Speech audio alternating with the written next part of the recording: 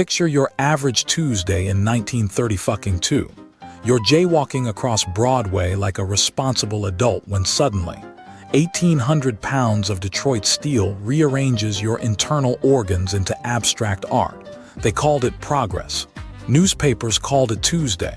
With pedestrian body counts hitting 50,000 a year, that's 6 jaywalkers per hour turned into street pizza. You'd think automakers would have invented seatbelts. Instead, some lab coat lunatic at Ford took one look at flattened commuters and whispered, "What if we turned bumpers into lazy boys?" Meet the Pedestrian Catcher, a device so unhinged even Dahmer would have gagged. Patent number US 1,967,502A shows actual fucking diagrams of victims lounging on rubber cushions mounted to the front bumper. No joke. These engineers watched a Model T turn Mrs. McGillicuddy into a human crepe and went. The problem isn't the murder, it's the lack of lumbar support. It's like designing a guillotine with cup holders. Let's autopsy this sociopathic logic. Step 1. Vehicle pulverizes your pelvis. Step 2. Spiked metal grill catches your shattered body like a trout. Step 3. You ride the bumper like some demented Uberpool passenger while the driver debates whether to finish the job. Modern analogy. Imagine if Tesla solved global warming by strapping victims to the hood so their screams power the battery. The patent itself reads like a deleted Saw script. Quotes include, "Will be carried forward on the resilient cushion, avoiding injury." Newsflash, Einstein. If I'm carried forward on your bumper, I'm already auditioning for Weekend at Bernie's. Thomas Midgley Jr., the same ghoul who invented leaded gasoline and crippled himself with his own pulley system, would have called this excessive. That's like Vlad the Impaler saying you've overdone the cutlery. Here's the Chernobyl-level irony. This abomination was marketed as safety tech. In an era when cars had wooden dashboards and brake systems designed by drunk beavers, they prioritized cushioned bumpers over, say, fucking headlights. It's the equivalent of installing a bidet in a minefield. My ex-wife Karen did this. She'd gift-trap dogshit and call it artisanal potpourri. The same energy. WT facts that'll rot your cerebellum. These bumper thrones were inspired by cowcatchers, literal train parts designed to yeet livestock into the stratosphere. Yes, they saw a device that turned cows into aerosols and went, "This, but for infants." A later upgrade added spikes to better secure the body. I'm not making this up. It's like adding a loyalty program to Auschwitz. 70 years later, we've upgraded from cushioning corpses to letting AI decide who gets pancaked. The lesson: humanity doesn't solve problems, we just redecorate hell. Every safety feature is born from a mountain of skulls, and we'll keep speedrunning oblivion until our bumper thrones face the sun. Enjoy your crosswalk. Imagine surviving your inaugural 3 seconds on the bumper throne of doom, a contraption best described as Satan's lazy boy, only to discover you've become a human hood ornament on a model doing 40 past the town mortuary. Safety. This wasn't safety. This was Disney's scrapped ejector seat Tango, redesigned by a cocaine-addled badger.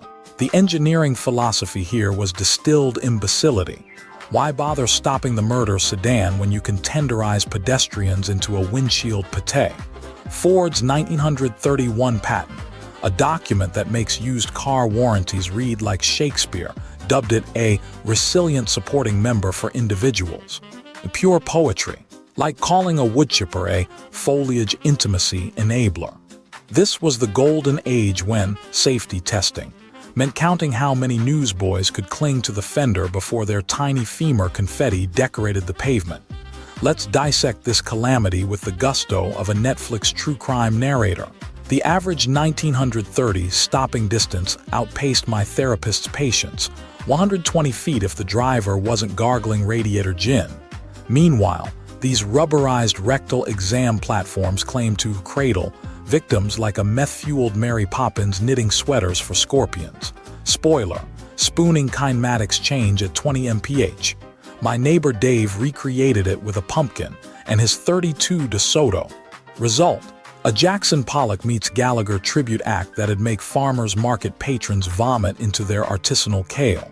These bumper bastards didn't just plagiarize train cowcatchers. They upgraded them for maximum chaos. Trains kill with commitment, leaving corpses politely within a single zip code. Automobiles, they tenderize you through 6 city blocks of urban renewal before the driver noticed the new hood salsa causing drag. Prototypes featured seatbelts for the rider. Let that detonate your cerebellum, strapping some poor schmuck to the bumper like Venom cosplaying as a fender ornament. It's the mechanical equivalent of duct taping a snorkel to a cinder block and calling it submarine tourism. While this unfolded, actual safety progress was championed by madmen who debated whether asbestos brake pads were too spicy. The 1933 Society of Automotive Engineers spent 97 meetings agonizing over whether seatbelts might crumple the stylish motorist's fedora. Priorities worthy of a LinkedIn influencer. These are the visionaries who decided leaded gasoline was neighborly but broccoli was Marxist subversion. My cousin Karen deployed this logic at Thanksgiving, served a turducken stuffed with pop rocks and Lego bricks, calling it culinary deconstruction. Same energy. Here's a WT fact to liquefy your colon. 14,000 pedestrians achieved Dirt Nap Deluxe status in 1935. Auto Club solution. Pamphlets titled How Not to Die Like a Schmuck instead of, say, inventing brakes that didn't require praying to Zeus. It's like solving Titanic safety by distributing floaties shaped like icebergs. The piece de resistance. The Bumper Thrones VIP package, extra padding for kiddos. Because nothing whispers good parenting like prepping toddlers for Hunger Games. Crosswalk edition. Modern engineers, still failing upward. We replaced murder bumpers with Teslas that hallucinate pedestrians as rogue IKEA bags. The grand lesson. Humanity would rather glue sparkles to a chainsaw than admit we invented the chainsaw. These fools didn't cure the plague. They just marketed designer toe tags. Next time you jaywalk, remember, you're not crossing the street. You're starring in a Mad Max audition directed by a Roomba that's seen too much TikTok. Break a leg, literally. But did bumper seats bend reality? Buckle your psyche, some mad lad at Buick secretly welded actual spikes onto the hoods in 1932. Field Notes called it pedestrian encouragement technology. If you can't stop the meat bags, make them Olympic long jumpers jumping over your murder chariot. Thesis. Detroit engineers snorted more ether than a Victorian dentist. Fast forward to your favorite influencers, Humble, Range Rover, 6 tons of emotional compensation with military-grade bull bars perfect for ramming Whole Foods carts or toddlers. AAA data confirms SUVs made after 2018 are 40% more likely to send pedestrians to the dirt dimension than sedans. Progress. We didn't eliminate the problem. We upsized it like a Costco casket. Celebrity logic. Armor your Escalade against paparazzi, but ignore that your grill height aligns perfectly with elementary school spine levels. My neighbor Chad mounted literal deer antlers on his Ford Raptor for the rustic aesthetic until he gored a mailman. The 1930s called. They want their Darwin Award back. Here's where humanity's IQ flatlines. Spiked bumpers got banned for being visually distressing. Not statistically lethal, aesthetically inconvenient. Gotham City logic. Modern equivalent. California outlaws plastic straws to save turtles but lets Karens cruise Sunset BLVD in urban assault vehicles twerking to Lizzo. You could power wash entire villages with the hypocrisy. Auto engineers now install 16 airbags, all while designing A-pillars so thick, drivers can hide entire pedestrians in their blind spots. Volvo's latest safety tech detects cyclists, unless they're wearing plaid. Flannel is the new invisibility cloak. The coup de grace, leather bumper seats evolved into rolling nurseries. Today's luxury SUVs offer tablets instead of airbags for kids. Little Braden's last thought. Fortnite lagged before the head trauma kicked in. Car seats now feature integrated iPads, snack compartments, and 0 crash test ratings. Parenting hack approved. Meanwhile, Tesla's Cybertruck looks like a Dorito that murdered a fax machine, accidentally summoning pedestrians like a Roomba vacuuming Legos. NHTSA crash tests determined it's safest if you're inside the battery pack. Laugh while you can. Future historians will classify the 2020s as the unhinging, when we strapped babies to lithium bombs and called it carpooling. Tag someone who parallel parks by Braille. Or better yet, Ford's 1932 crash test logs resemble discarded Warner Bros. Plot bunnies after a 3-martini lunch. Picture lab-coated men chain-smoking Lucky Strikes while scrawling notes like, Subject Dummy 4 achieved spontaneous vertical relocation velocity post 15 mph interface.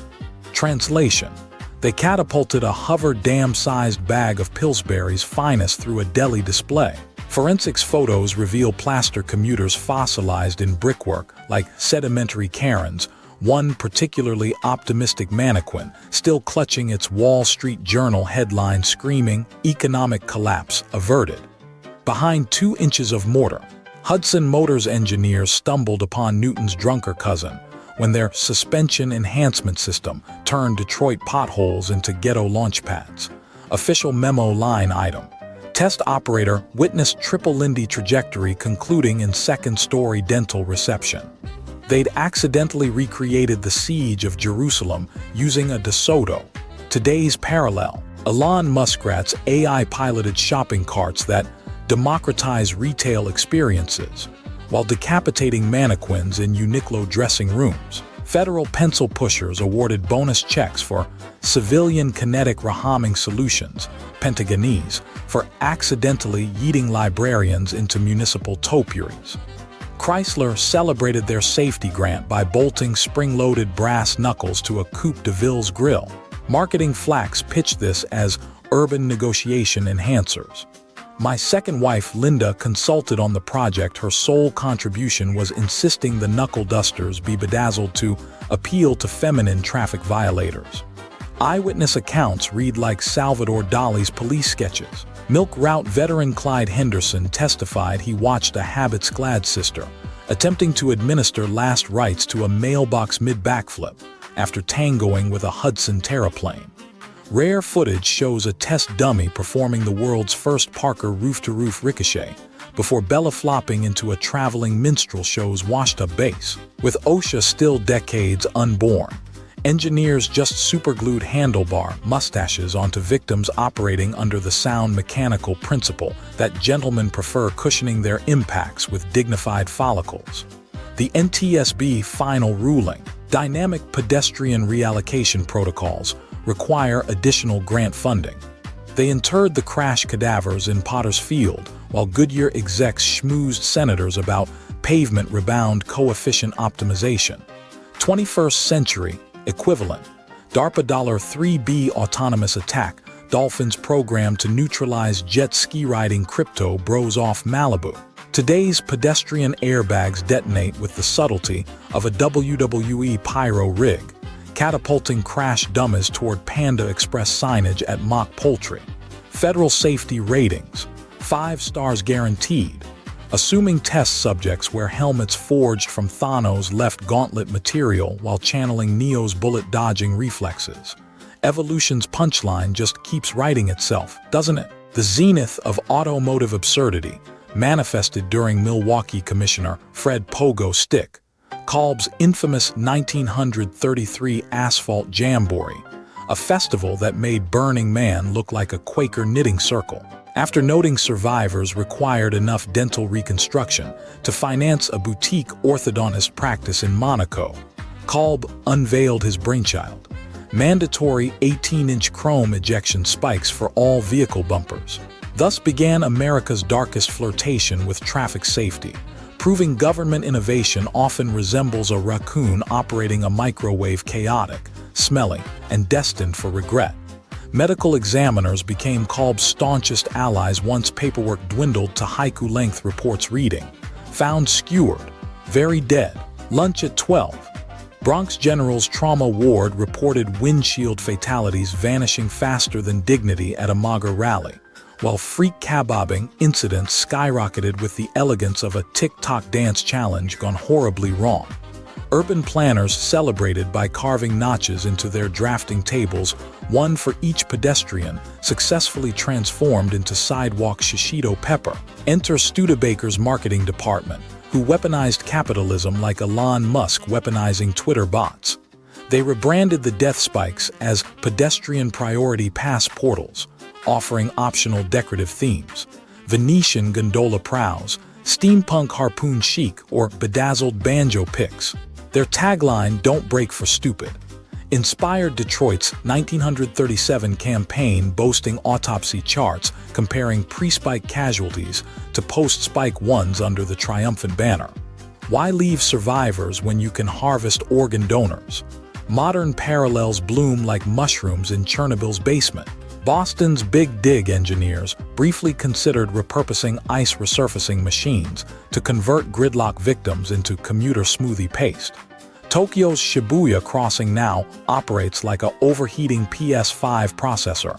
During a fortnight tournament, tourism officials distribute numbered tickets and hazmat suits when pedestrian density exceeds the legal limit for miso suffocation incidents. Washington's latest infrastructure bill mandates Illinois replace crosswalks with carnival-style human catapults, dubbed corpse trebuchets, a logistical marvel that finally solves rush hour by ensuring commuters arrive at their destinations as aerodynamic meat pellets. Tesla's Cybertruck designers reportedly incorporated Kolb's philosophy by replacing airbags with pinball-style flipper mechanisms that launch pedestrians toward charging stations. Should compensation prove elusive, expect my forthcoming transit manifesto: suburban siege engines for Karens. Imagine school-run tanks equipped with pumpkin spice misters and ballistic parking violation tickets. The future smells like burning credit cards and compromised electrolytes. My friend's humanity progresses like a drunken hedgehog navigating a Roomba gladiator pit, fueled by white claws and catastrophic credit scores.